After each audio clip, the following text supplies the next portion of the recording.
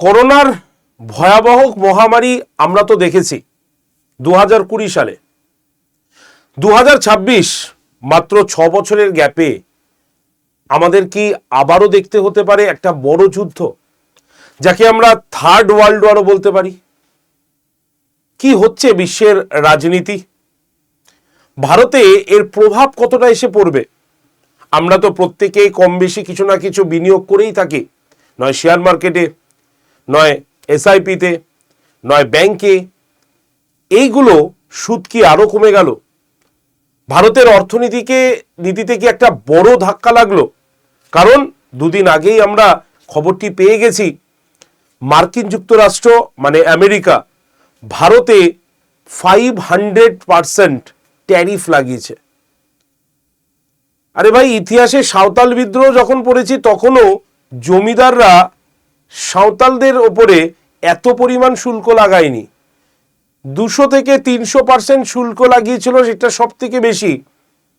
কিন্তু আজকে আমরা শুনছি আমেরিকা ভারতের ওপরে 500% ট্যারিফ লাগিয়ে দিয়েছে।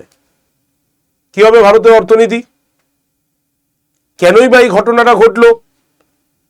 এবং এর প্রভাব আমাদের বিশ্বের ইতিহাসে একটা কি নতুন যুদ্ধের পরিকল্পনা শুরু হতে পারে? আজকের এই ভিডিওতে এই বিষয়টা আমরা স্পষ্টভাবে আলোচনা করব, বোঝার চেষ্টা করব। তাহলে কোথা থেকে সূত্রপাত ঘটেছিল এটার মেন সূত্রপাত কোথায়? রাশিয়া আর ইউক্রেনের যুদ্ধ। এটাই তোমরা বলবে যে রাশিয়ার সঙ্গে ইউক্রেনের যুদ্ধ হচ্ছিল, মার্কিন যুক্তরাষ্ট্র এসে মানে আমেরিকা এসে ইউক্রেনের পক্ষ নেয় এবং ইউক্রেনকে বাঁচানোর জন্য রাশিয়াকে বিপজ্জনক ওয়েতে বা তাকে পঙ্গু করে দেওয়ার চেষ্টা করে। যেমন কিনা ইতিহাস দেখো, ইতিহাসের সাক্ষী, ইতিহাসে আমরা যা পড়ে এসেছি সেটার সঙ্গে তুমি কিভাবে কানেক্ট করছো দেখো। যখন মহাদেশীয় অবরোধ প্রথা হয়েছিল, মানে যেটা আমরা নেপোলিয়নের সময় দেখেছিলাম, কন্টিনেন্টাল সিস্টেম, আর সেই কন্টিনেন্টাল সিস্টেমে ইংল্যান্ডের অর্থনীতিকে পঙ্গু করে দেওয়ার জন্য ফ্রান্স মানে নেপোলিয়ন ইংল্যান্ডের সঙ্গে বাণিজ্য বন্ধ করে দিয়েছিল এবং বলেছিল ইংল্যান্ডের সঙ্গে যারা যারা বাণিজ্য করবে সবাই ফ্রান্সের চোখে কিন্তু অপরাধী প্রমাণিত হবে। এই ইতিহাসেরই কি বইয়ের পাতায় পড়া ইতিহাসটাই কি আমাদের চোখের সামনে ফুটে উঠছে? বিসমার্ক যেভাবে জার্মানিকে ঐক্যবদ্ধ করার জন্য একাধিক কাজ করেছিলেন, যেগুলো সে কাউকে পরোয়াই করেনি। হিটলারের নীতি যেগুলো আমরা ইতিহাসের পাতায় পড়ে এসেছি, সেটাই কি আমাদের সামনে এখন জ্বলজ্বল করে উঠছে এই ঘটনার দ্বারা? একবার চিহ্নিত করে দেখি আমরা কি ঘটনাটা ঘটেছে। তো রাশিয়া এবং ইউক্রেনের যুদ্ধের জন্য যখন আমেরিকা ইউক্রেনের পক্ষে নেয়, তখন রাশিয়াকে সেখান থেকে সরানোর প্রয়োজনীয়তা হলো। আর রাশিয়া যুদ্ধ থেকে সরবে কেন? না, রাশিয়াকে যদি আমরা অর্থনৈতিক দিক থেকে পঙ্গু করে দিই, তাহলে রাশিয়া কিন্তু সেই যুদ্ধক্ষেত্র থেকে আস্তে আস্তে সরবে। তো এই চিন্তা ভাবনা নিয়েই এই যুদ্ধের পরিণতি আমরা দেখেছি।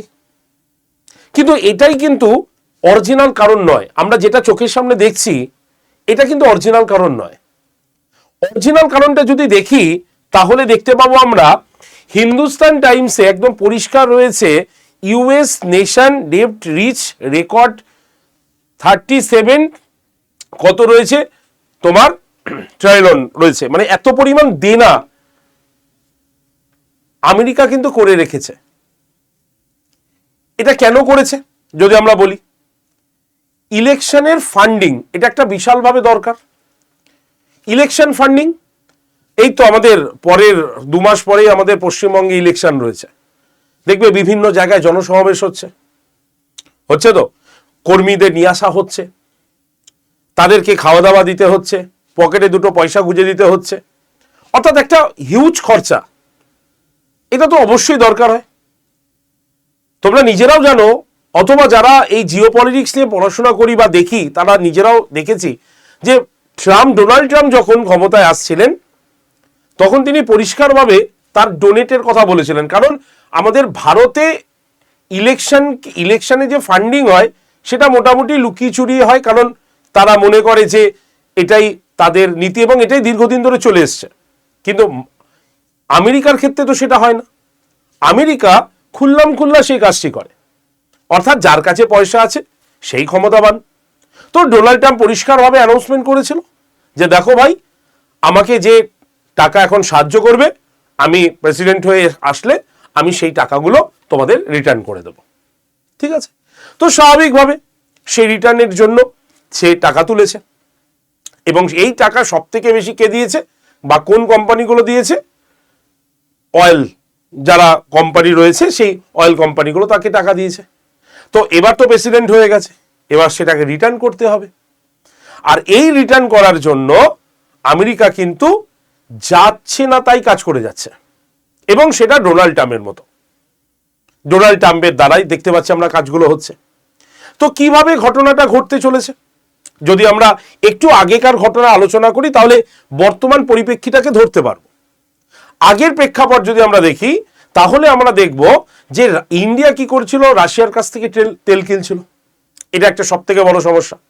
তো রাশিয়াকে কিভাবে প্রথমে পর্যদুস্ত করা যায়, তো মার্কিন যুক্তরাষ্ট্র বিভিন্ন চেষ্টা করেছে, ডোনাল্ড ট্রাম্প বহু চেষ্টা করেছে, এবং তারা কি করেছে, তারা রাশিয়ার কাছ থেকে রাশিয়াকে প্রথমে দোষী সাব্যস্ত করেছে যে দেখো রাশিয়া কিন্তু ভালো নয়, রাশিয়া যে কাজটা করছে, যুদ্ধটা কিন্তু ইউক্রেনের সঙ্গে যুদ্ধে এতজন মানুষ মারাচ্ছে কিন্তু রাশিয়ার দ্বারা, তো রাশিয়াকে খারাপ করার চেষ্টা করছে। ঠিক আছে, কিন্তু তা সত্ত্বেও ইন্ডিয়া কি করছে, রাশিয়ার কাছ থেকে তেল কিনছে। শুধু ইন্ডিয়া নয়, ইন্ডিয়া, ব্রাজিল, চায়না, মানে যেগুলো বড় বড় পপুলেশন কান্ট্রিগুলো আছে তারা কি করছে, রাশিয়ার কাছ থেকে তেল কিনছে। তাহলে শুধু রাশিয়াকে ধমকি দিলে হবে না, তাহলে কি করতে হবে, ভারতকে ধমকি দিতে হবে। তো ভারতকে এমনি আমেরিকা বরাবরই হচ্ছে নিজেকে বাবা বলে প্রতিপন্ন করে এসছে, তো স্বাভাবিকভাবে সে ভারতকে একবার হুমকি দিয়ে দিয়েছে যে দেখো রাশিয়া খারাপ, রাশিয়ার কাছ থেকে তেল ফেল কেনার দরকার নেই। ঠিক আছে, তো তেল আমাদের কাছ থেকে কেন। ঠিক আছে, কারণ রাশিয়া যে ওয়ার্ল্ডের ক্ষতি করছে, তাহলে তার কাছ সে আমাদের বন্ধু হতে পারে না, তাহলে তুমি আমাদের কাছ থেকে তেল কিনবে না, মানে রাশিয়ার কাছ থেকে তেল কিনবে না। তো দেখলো যে ভারত কোনো কথায় পাত্তা দিল না, কারণ মাঝখানে যে ভারত পাকিস্তানের যে সমস্যা চললো সেখানে তো পেছন দিক থেকে মদত একটা ছিলই মার্কিন যুক্তরাষ্ট্রে, মানে আমেরিকার ছিলই। সুতরাং আমেরিকার ক্যারেক্টার নিয়ে ভারত মোটামুটি জানে যে না, এটা আমরা করবো না, রাশিয়ার থেকে আমরা বন্ধুত্ব করবো। তো প্রাথমিকভাবে অনেক ভালোভাবে বোঝানো হয়েছে ভারতকে, ভারত সেটা শোনেনি। তাই আমেরিকা কি করলো, ভারতকে একটা হুমকি দেওয়ার চেষ্টা করলো। কি হুমকি দিল, যে চলো তাহলে তোমার যে সমস্ত জিনিস, ভারতীয় ইন্ডিয়ান যে সমস্ত জিনিসপত্র মার্কিন যুক্তরাষ্ট্রে বিক্রি হচ্ছে, আমেরিকায় বিক্রি হচ্ছে, তাহলে তার উপরে ট্যারিফ দাও, 25% ট্যারিফ। চলো, ভারত দেখলো কিছুই হচ্ছে না, ভারত মোটামুটি সয়ে নিয়েছে। আমেরিকা বলছে আরে 25% ট্যারিফেও কিছু হচ্ছে না, বাড়াও আরো ট্যারিফ, আরো বাড়ানো হলো, 50 থেকে 25 থেকে 50 হয়ে গেল, তাতেও কিছু হচ্ছে না। তাহলে এবার কি করবে না, বিশ্বের চোখে ভারতকে এবার খারাপ দেখানো হোক।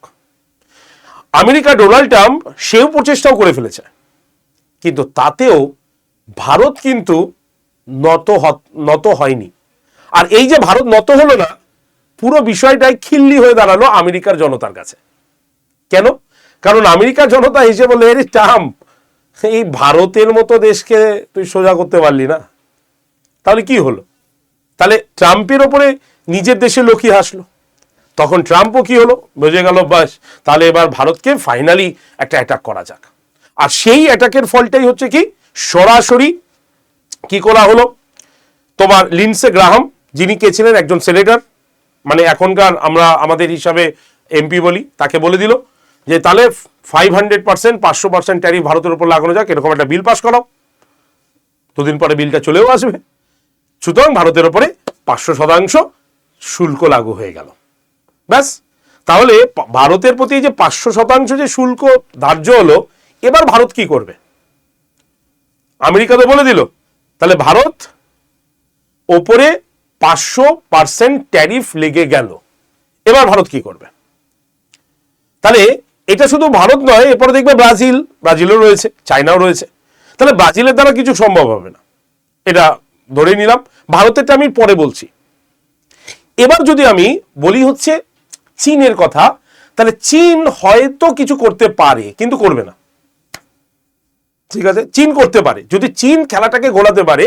চীন যদি আমেরিকার যারা যারা শত্রু, যারা যারা এরকম আমেরিকার জালে জর্জরিত হয়েছে কিন্তু শক্তির অভাবে কথা বলতে পারছে না, তাদেরকে নিয়ে একটা জোট তৈরি করতে পারে, কিন্তু আদৌ করবে কিনা সেটা নিয়ে একটা বড় সংশয় আছে।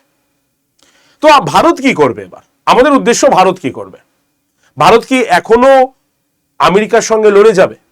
তুমি চিন্তা করে দেখো তো, কোনো একটি জিনিসের দাম যখন 5% মানে 500% ট্যারিফে বিক্রি হচ্ছে, তার মানে 100 টাকার প্রোডাক্ট যখন ওখানে 600 টাকার কাছাকাছিতে বিক্রি হচ্ছে, সুতরাং কেউ ওই জিনিসটা নেবে? তাহলে টোটালি রাতারাতি আমেরিকার সঙ্গে ভারতের যে প্রোডাক্টের বিজনেস হতো সেটা বন্ধ হয়ে যাবে। আর ওইখানে বন্ধ হয়ে গেলে প্রোডাক্ট যখন ডিমান্ড কমে যাবে, তাহলে প্রোডাক্টগুলো তৈরি হওয়া বন্ধ হয়ে যাবে। তার মানে কারখানাগুলো অটোমেটিক তাদের প্রোডাকশন কমিয়ে দেবে। প্রোডাকশন কমিয়ে দিলে লোকজন দরকার হবে না, লোকজনদের রাতারাতি স্যাক করতে হবে।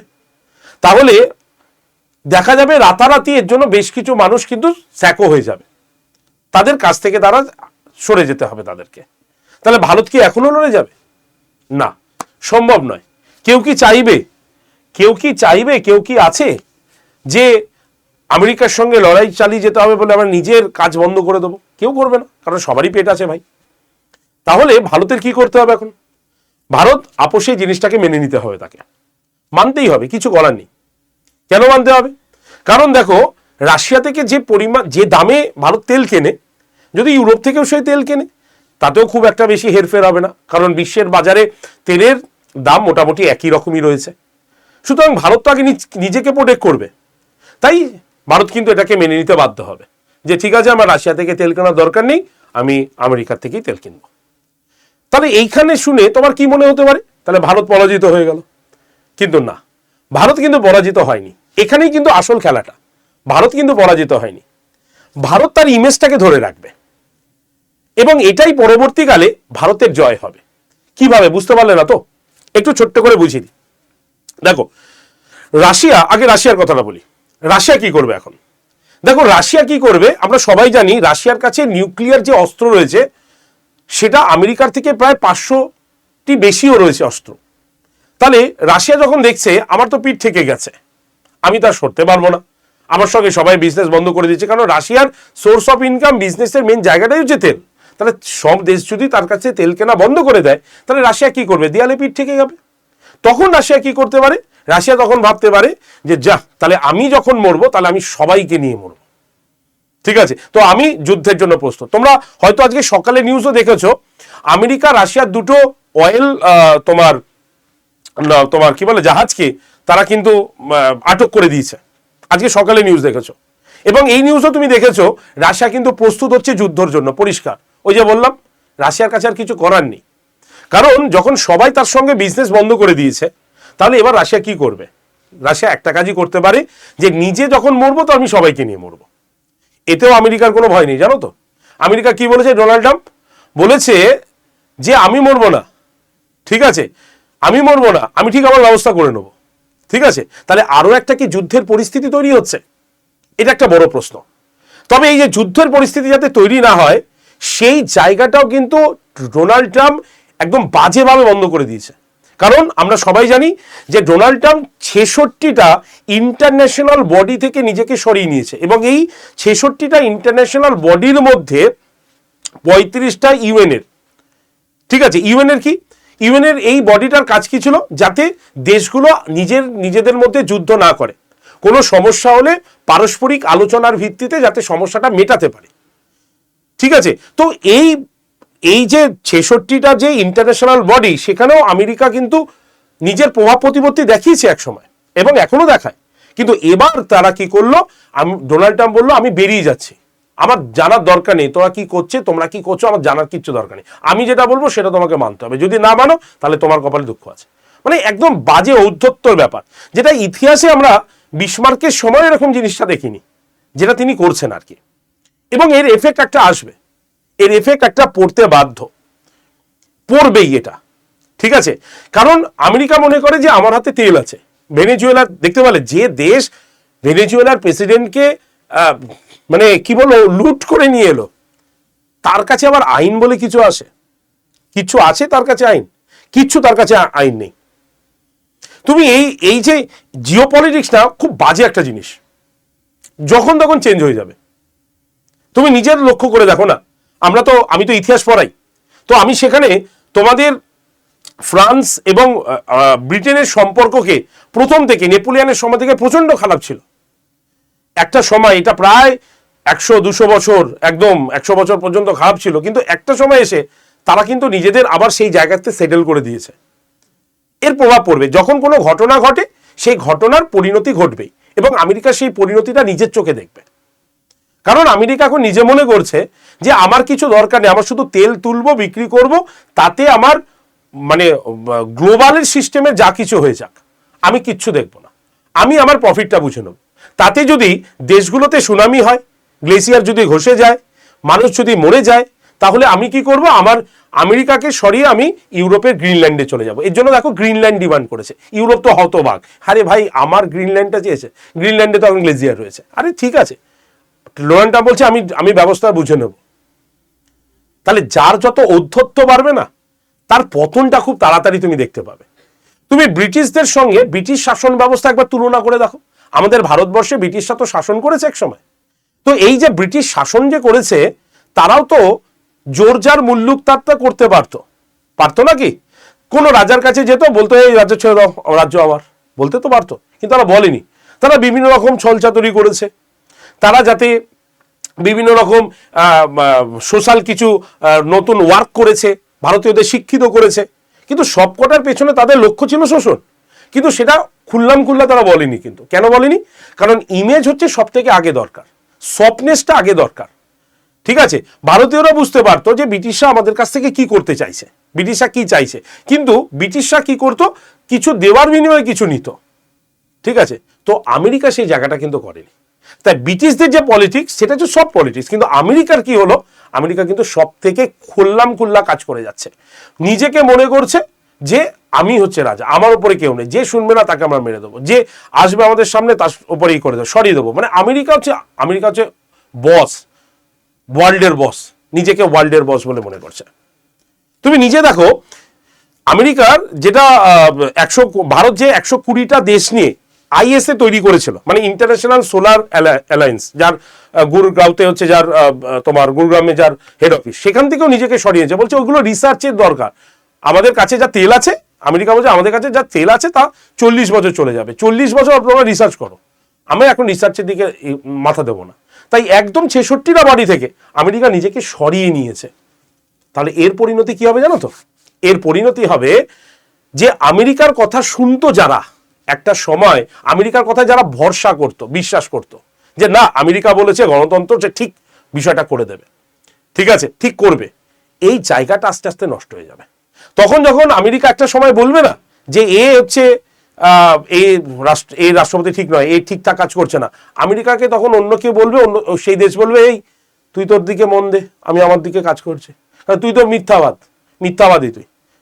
এই ঘটনাটা ঘটবে। আর ভারত এই যে দাঁতে দাঁত চেপে যে নিজের বুদ্ধি নিজের কাজ দিয়ে এগিয়ে যাচ্ছে, আজকে ভারতের ইমেজ সবার ওপরে যাবে।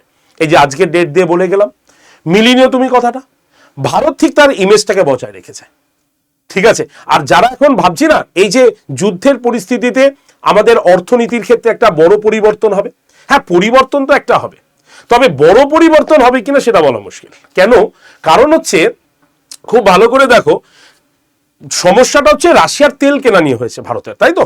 তাহলে ভারত সেই তেলটা রাশিয়ার বদলে সেটা আমেরিকার থেকে কিনবে, আর যখনই কেনার কথা মোদিজি ঘোষণা করে দেবেন, তখনই ডোনাল্ড ট্রাম্প কিন্তু সরাসরি বলে দেবে যে ভারত আমার প্রিয় বন্ধু, ভারত আমার কথা শুনেছে, ভারত আমার প্রিয় বন্ধু, ভারতবাসীরা ভালো, যে পুরো ট্যারিফ বন্ধ করে দেবে। মানে ওই 500% ট্যারিফ নিমেষে মিটে যাবে। মরবে হচ্ছে রাশিয়া। আর রাশিয়ার ভয় একটাই, যে রাশিয়া যদি কোনো কিছু করে ফেলে তাহলে কিন্তু একটা বড় ধরনের সমস্যা হতে পারে। তাই ভারতের অর্থনীতিতে আপাতত তোমরা একটু দেখতে পাচ্ছ মার্কিন ডলারে এদিক ওদিক হচ্ছে, যারা বিনিয়োগ পত্রগুলো কিছু করে থাকো আর কি, ঠিক আছে, মানে যারা এসআইপি বা মিউচুয়াল ফান্ডে টাকা ইনভেস্ট করে রাখো, তাদের ভয়ের কোনো কারণ নেই। ঠিক আছে, ভারতের অর্থনীতি ঠিক জায়গাতে পৌঁছে যাবে, ঠিকভাবে পৌঁছাবে, কারণ ভারত সেই ইমেজ রেখে চলছে এবং একটা দিন এরকম আসবে যে গোটা ওয়ার্ল্ডে ভারতই হবে, মানে ভারত উচ্চ স্থানে বসবে এবং সেটা নিজের মানে গর্বের দ্বারা, মানে নিজের সদ্বুদ্ধির দ্বারা ভারতে সেই জায়গাটা গিয়ে পৌঁছাবে। সুতরাং কারো কোনো চিন্তা করার দরকার নেই। জিওপলিটিক্সের ব্যাপার যখন তখন যখন খুশি চেঞ্জ হতে পারে, আর এই ঘটনাটা এই মুহূর্তে আমাদের বিশ্বের ইতিহাসকে নড়াচড়া দিয়েছে। আর ইতিহাস যেহেতু পড়াই, ইতিহাসের বহু কমন জিনিস যেটা আমরা ওয়ার্ল্ড হিস্ট্রিতে পড়ে এসেছি এতদিন, যেটা আমরা বইয়ের পাতায় পড়েছি, সেটা এখন আমাদের নিজের চোখের সামনে আমরা দেখছি। আর এই ঘটনাই একদিন আমাদের ইতিহাস বইতে লেখা হবে, যেটা ইন্টারন্যাশনাল রিলেশনশিপ বলে এই জায়গাটায় থাকবে। আর আজকের এই কথাগুলো আমি এই কারণেই বললাম তোমাদের, কারণ তোমরা যারা যারা বিভিন্ন পরীক্ষায় যাচ্ছ, তো ইন্টারন্যাশনাল রিলেশনশিপটা জানা তোমাদের কাছে ভীষণভাবে জরুরি। কারণ আজকে যখনই ইন্টারভিউতে কোনো কোশ্চেন হয় বা আদার্স জায়গায় তোমাকে জিজ্ঞাসা করবে, এই বিষয়টা নিয়ে এখন বেশি চর্চা হয়। তাই এই চর্চা থেকে যাতে তুমি বিরত না থাকো, তোমার মধ্যেও যাতে কিছু নলেজ থাকে, সেটা জানাটাও কিন্তু তোমার ভীষণ জরুরি। তাই ভালো করে প্রস্তুতি নাও এবং এই ইন্টারন্যাশনাল যে রিলেশনশিপের যে বিষয়পত্র, ইন্টারন্যাশনাল তোমার যে জিওপলিটিক্সের বিষয়বস্তু, এগুলোকে আয়ত্ত করো। এবং এই রকম আরো যদি তুমি ভিডিও দেখতে চাও, অবশ্যই তুমি এই কমেন্ট সেকশনে লিখবে, কারণ তোমাদের এই কমেন্টের উপরে বেস করেই আমি নেক্সট পদক্ষেপের ভিডিওটা আনবো। তাহলে তোমার স্টেপ বাই স্টেপ পদক্ষেপের ভিডিওগুলো তোমার সামনে যাবে, তুমি পুরো জিওপলিটিক্স বিষয়টাকে আয়ত্ত করতে পারবে। আর ফ্রি ক্লাস আমাদের এই চ্যানেলে সব সময় চলছে। তোমরা যারা যারা এই ফ্রি ক্লাসে জয়েন করতে চাইছো, তারা অবশ্যই এই যে নাম্বারটা দিলাম 8013492626, এই নাম্বারে হোয়াটসঅ্যাপে জাস্ট হাই লিখে পাঠাও, গ্রুপ জয়েন করে থাকো। সোম থেকে শনি প্রত্যেক দিন আমাদের ফ্রি ক্লাস চলছে। ফ্রি ক্লাসের লিংক এবং ক্লাসের পিডিএফ সব কিন্তু তোমাদের এই গ্রুপে চলে যাবে। ঠিক আছে, তো আজকের ভিডিও এইটুকু পর্যন্তই রাখছি। দেখা যাক আগামীকালে আমাদের সামনে কি সন্দেশা, কি সকাল হয়ে আসছে, যে কি পরিস্থিতি ঘটতে চলেছে। তাই অবশ্যই বলবো, যারা যারা এই ভিডিওটি দেখলাম, প্রত্যেকে যদি এই স্টেপে মানে এর ঘটনার পরবর্তী ঘটনা তোমরা জানতে চাও বা দেখতে চাও, অবশ্যই কমেন্ট সেকশনে লেখো। তোমাদের জন্য আবার একটা নতুন ভিডিও নিয়ে আসবো। আর অবশ্যই চ্যানেলটিকে সাবস্ক্রাইব করে রাখবে, যাতে যখনই আমি কোনো ভিডিও দিই তার লিঙ্ক যাতে বা তার নোটিফিকেশন তোমার কাছে পৌঁছে যায়। ধন্যবাদ।